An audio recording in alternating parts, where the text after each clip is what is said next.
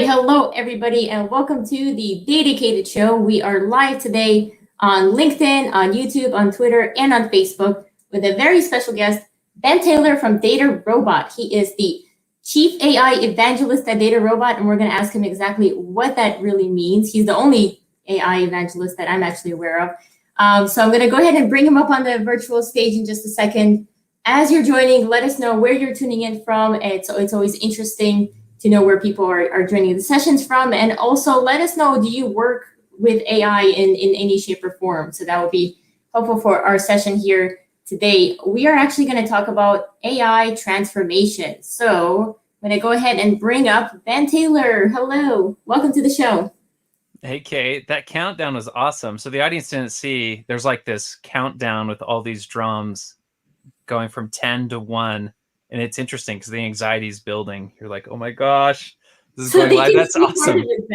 They can see a small part of it because when I hit that, yeah, they could probably see the last 3 seconds, but we see 10 because by the time it actually goes live, they still see a bit of that. So it's never like, hey, look, there we are. But yeah. You know what the best part is about going live? I don't get nervous. My marketing department gets nervous. They shouldn't be nervous. We're talking about AI transformation. Where can we go wrong? Yeah. Well, I want to get into the kind of the weeds of AI transformation and talk about this conference we're doing.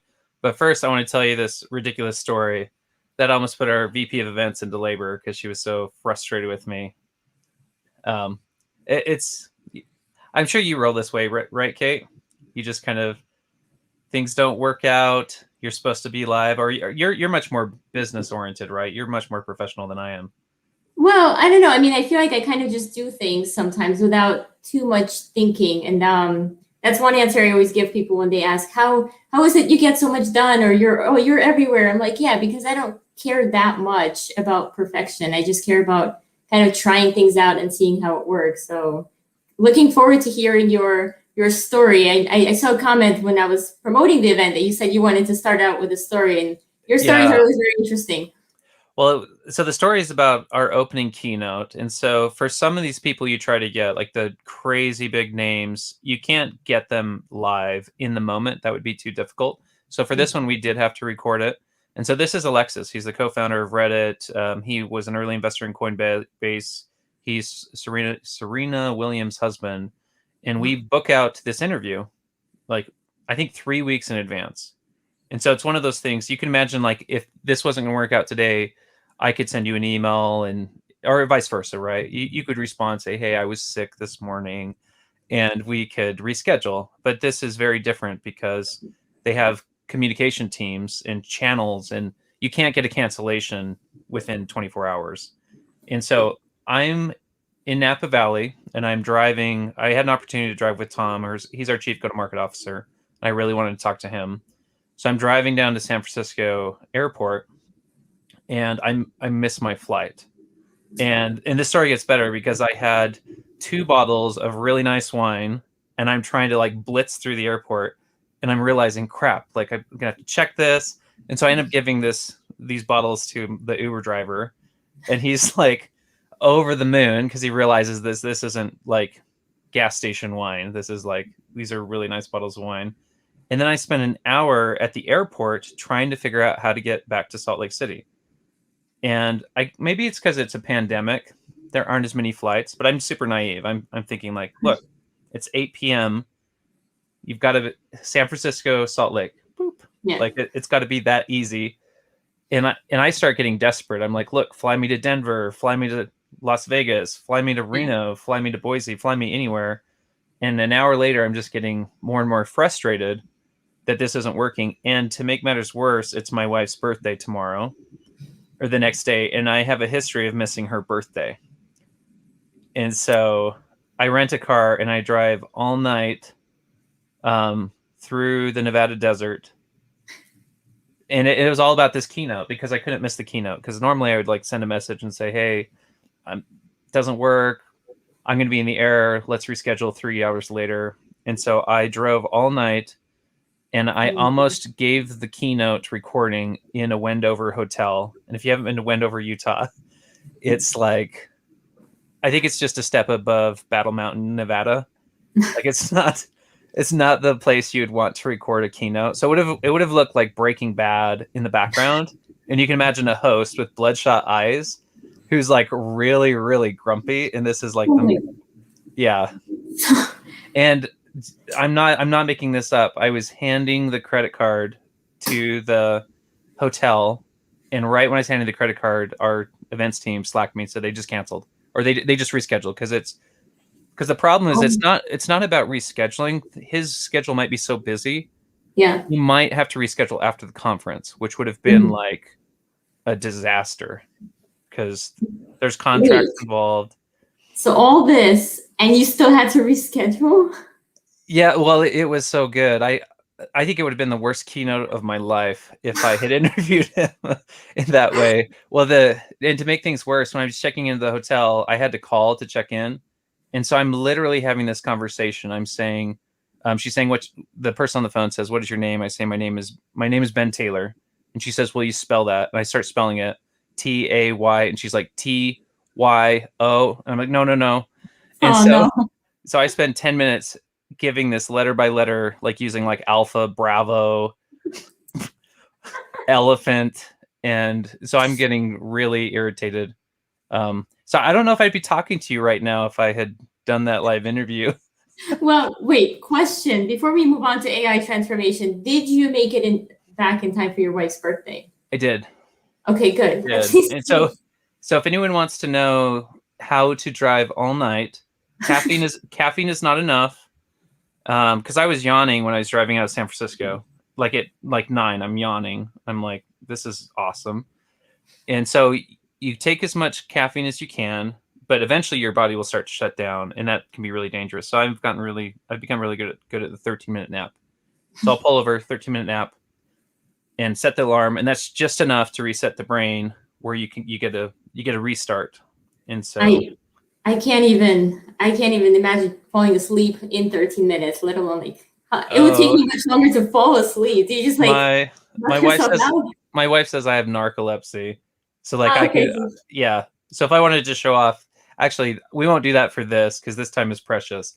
But would that be fun to do LinkedIn Live to prove that I'm falling asleep in 30 seconds? Well, 30 seconds would be hard. It'd probably take me 3 minutes. Wait, but how are we going to prove that you're asleep and not faking it?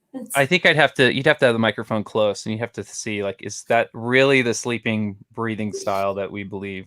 But now to practical. So AI transformation. Yes. So we're putting together a conference, and it's next week. And actually, I want to throw you. You might have a link already, but I'm going to throw you. I'm going to share my screen here so people can. Oh, awesome. See it. Yeah, it'll be easier for you to. Yeah, that's perfect. Yeah, share your screen. So we're doing this event called the Hunt for Transformational Growth. This is AI Experience. So this is this conference that we're launching next week, May 11th through 12th. It's going to be all day long. And the reason we picked transformational growth is I love this. I love the way that where AI is headed. So if you think about where we started, specifically you and I, where did we start with AI? It felt very experimental, right? Like years ago, we're hacking away in a notebook. We're trying to get the script to work. It's not working. And then the ones that are really lucky put a Flask wrapper or an API around their little model script. And then the ones that are even luckier, their model delivers value, right? Like value that your boss is happy with. They give you more headcount, and you're not fired. But I think we've kind of evolved to the space where value is not really the goal. It's more of this idea of trusted value. So how do I have value that will keep working next month, the month after that, where I can trust it?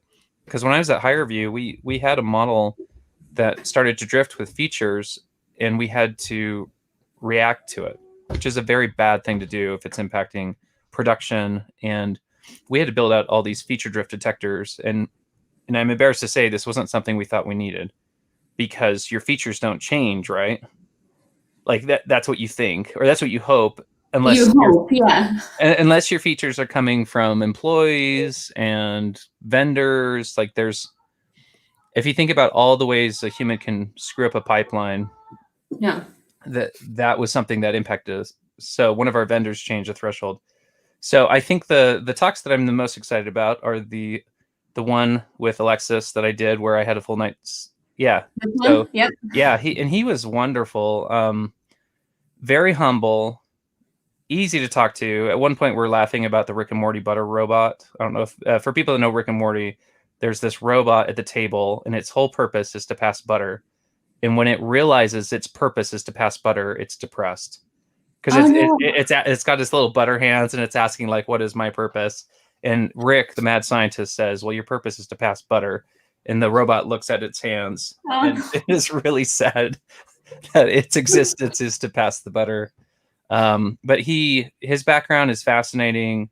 He now runs a VC group called 776, and he hit a monster land with Coinbase. I don't know if you heard their IPO was massive, and he was an early investor in them. And then you've probably never heard of Bill Nye. Of course not. I can't even say the name Bill Nye without saying the science guy. Like you just I can't know. do it. He's wonderful. I love Bill Nye. And we got really lucky because we were able to align. So get this.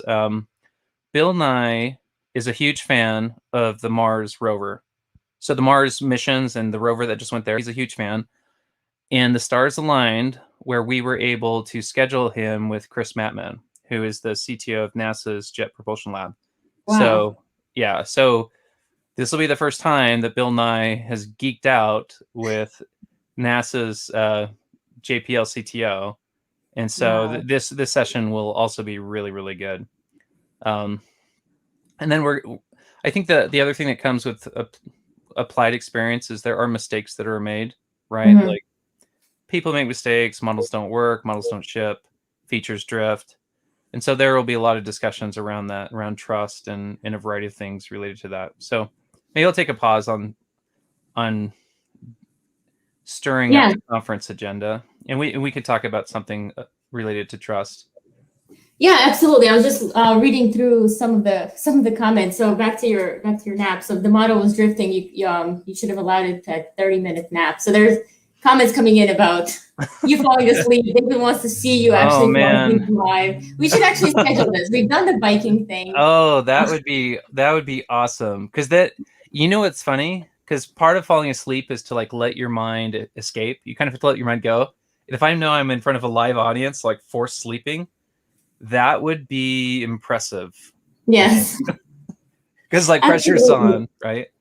Yeah, and I was actually on the site before our chat, and I signed up for the AI experience worldwide. It's such a long name. I don't know what to call it. It's like the DataRobot conference is what I'm calling it in my mind. But there are so many cool sessions that are coming up. I saw a lot of familiar faces. Like I saw Eric's there. I know you're hosting some panels or speaking on panels. So definitely looking forward to signing up and actually seeing some of these sessions. I've added probably 5 to my calendar at this point that I'm excited about. Yeah, awesome. I think the thing I'll add to that is I understand storytelling and I understand how to give a decent talk to audiences. And I think the most important thing is to give a gift. And I feel like if you look at these talks, a lot of them are a one-way gift. You will be smarter listening to Bill Nye talk to Chris Mattman. You will be smarter listening to these people talk about trust and a variety of things, where to be totally transparent and open with you, it's endorsement by association. So the content is gold. The content is not like, here we're gonna like bait and switch you with some like demo that you don't need. It really is fantastic content with coming from remarkable people with lessons learned. And so I think that's always my goal from a storytelling perspective. You have to give your audience a gift, and this is definitely a gift, which is great because it's virtual, it's free. And I think the one issue people are probably having these days is that there's so much available that's virtual and free and on demand that you can literally sit in front of your laptop from the time you open your eyes to the time you fall asleep for quick 13-minute naps and then continue on, and you'll never get enough content.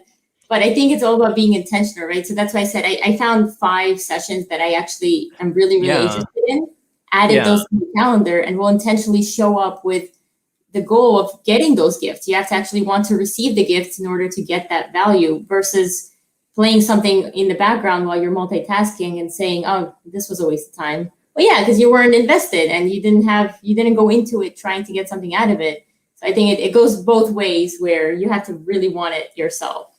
Yeah, and love what you said there, where you do have to be selective. So pick the sessions that matter to you, that impact you, because your time is precious. So I can say it is free, but it's never truly free because your opportunity time is there. But I'm hoping the value that comes back is earned, that it's, it is worth your time. And Yeah. I guess to kind of talk for a second, you and I, we kind of sit in roles where we're very blessed because we're able to interview smart people. Yeah. You're able to interview a variety of people all over the map. And then with our More Intelligent Tomorrow podcast, I'm one of the co-hosts. And so we've had the chief data officer of Halliburton on. We've had General Petraeus on. We've had Hannah Fry on. We've had you maybe haven't heard of Kate Strockney. We've had Kate on. We Super both famous. had Mike Wimmer on. I think that needs to be. Oh my gosh. That little dude is all over the news. I'm telling you, I came downstairs a few days ago and my mom, she's on her phone. She's got TikTok now. Whatever. She's like, there's this boy, he's 12. And I'm like, okay. And she's like, he's in North Carolina. And he just graduated high school and college. And she's like looking at her phone. So I'm like, yeah, is his name Mike Wimmer? She's like, wait, how do you know? I'm like, oh, he's been on my show. He spoke at my conference. And I know you interviewed him as well. So yeah, he's our number one most viewed episode now, which is nuts because he's competing with Bina from Bank of America and Dr. Tomas. And so he's crushing it, which is fantastic for, I think with his background, he's honestly more competent than a lot of people that might show up for an open data science rec. Like the number of passion projects he has that he can point to are uncommon. Yeah, absolutely. So, yeah, yeah, that kid is great. He reminds me of George, the CEO of Teal. So George is now 23, George Mattis. When I first met him, he was 17. And so I sat down with their company and they had all of these people around the table. The average age was probably 30. And they wanted some advice on how to build an AI effort within their startup. And I wasn't thinking about the setting. And I said, well, whatever you do, don't hire some kid out of school. And then as soon as I said that, I realized, oh, there's a 17-year-old CEO in the room. And I just said, whatever you do, don't hire some kid. And so I looked at him, I said, but you're not a kid because you're smarter than like any Boy Scout I've ever interacted with. Yeah. But I just thought that was funny. Like my default reaction was like, don't hire a kid. And then there's a kid in the room who's actually in charge. The CEO, right. Yeah. But George is a wonderful human being. He's learned more in 3 or 4 years than people do an entire career, which is insane. So, AI transformation. Ben, I've got some questions for you. Now, for those not familiar with it, why do you think AI transformation is important, or why is it top of mind for companies now? No, that's a great question. So I think with AI, and I'm going to tease the data science crowd for just a second, and hopefully they forgive me, because I've been a data scientist and I've managed data scientists.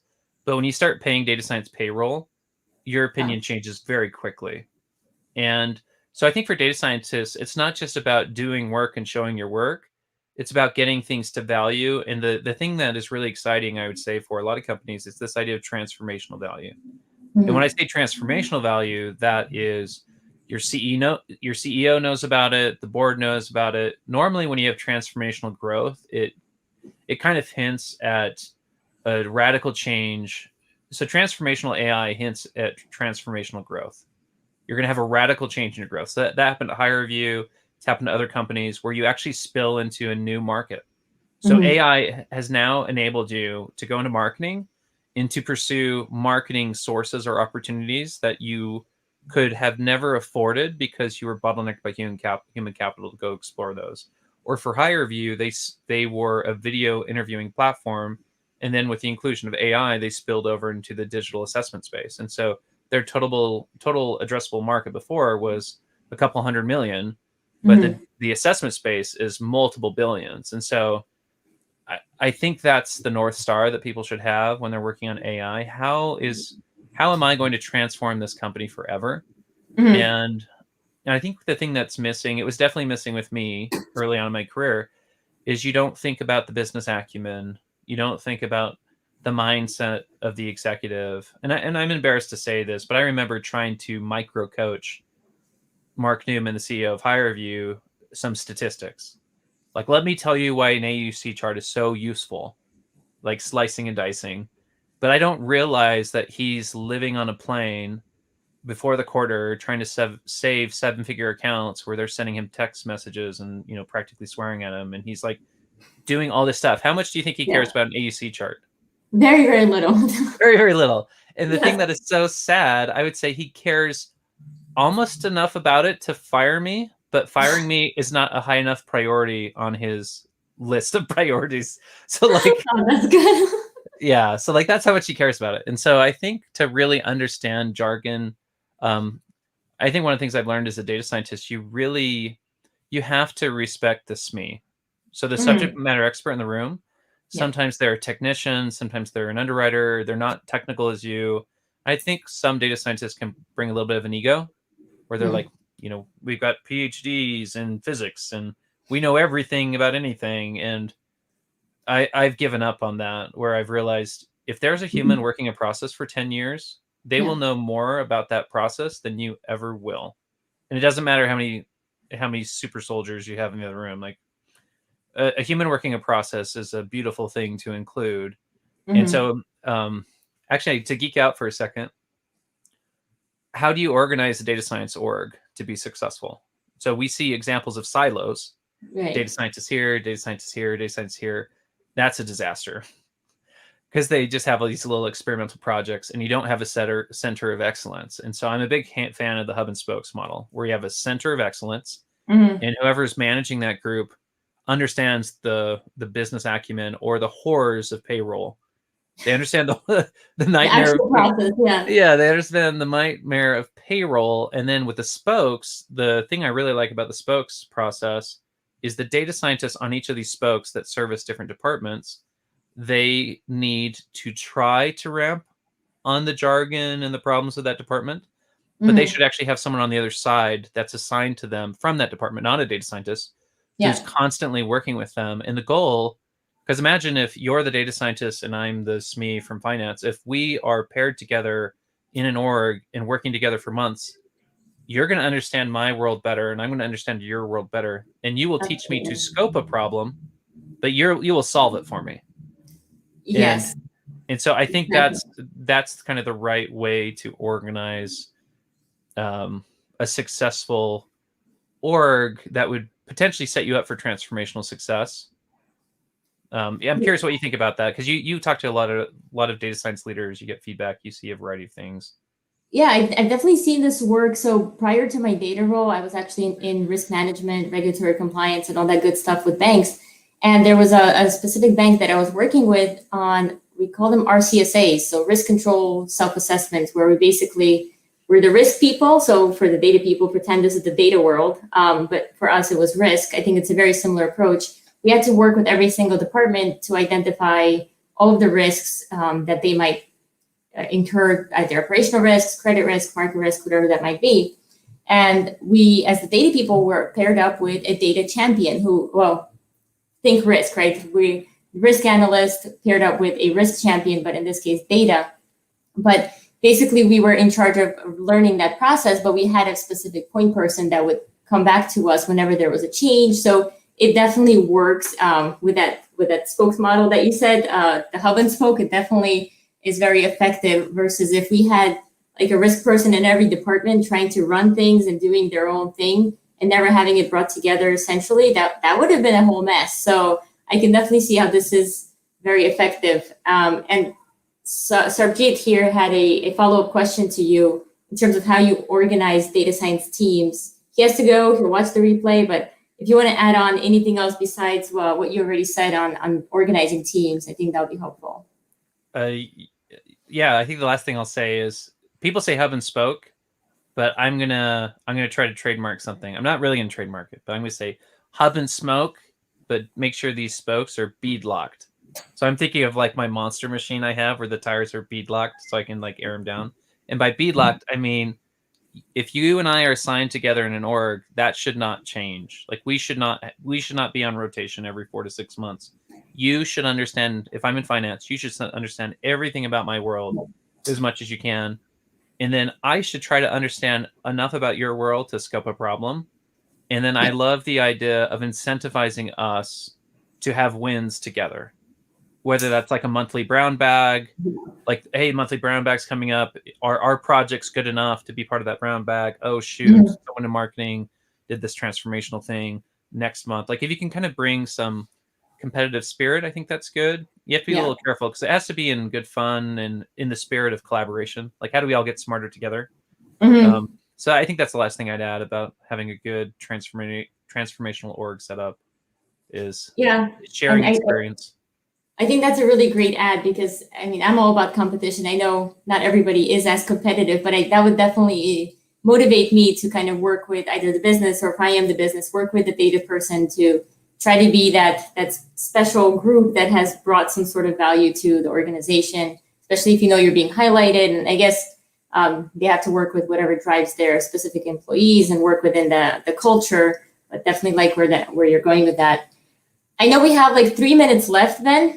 Yeah. So I want to just quickly go back to the conference that people can sign up for, because that's less than 2 weeks away. So it's May 11th and 12th. Yep. And it's free to attend, right? I mean, I signed up for free. I don't remember having to enter any special code. So I know I'm definitely going to be there, and I'm encouraging everybody else to go out there, sign up. We're gonna talk to each other there somehow, I hope.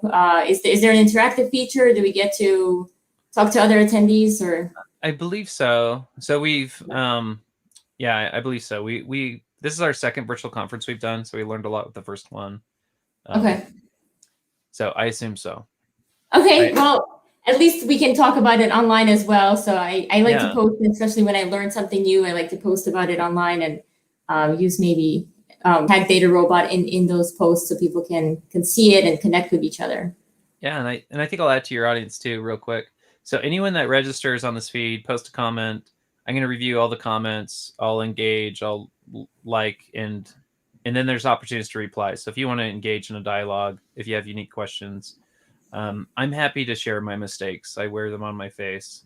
Every white hair is a mistake. Every white hair in my beard is a model gone wrong. Lessons learned. Wow. Yeah. You need to get some. I don't have any mistakes. Well, yeah. So as Kate, I was thinking at the end, so who would win in a race, me or Kate?